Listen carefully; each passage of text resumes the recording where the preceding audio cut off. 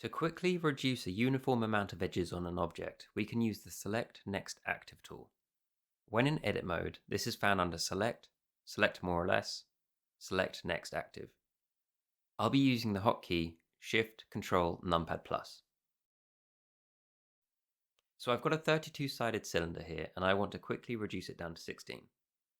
I'm going to select one edge, skip, select again. Now using the hotkey, I'm going to hold it down until the ring is selected. Press X, then dissolve. The spacing between your selection is respected, so in this case we can select one edge, skip a few, then select another, and that selection will be retained as you use the tool. So this tool is extremely useful when combined with selecting entire edge loops. So in this example, let's select one edge. We're going to skip one and then select another.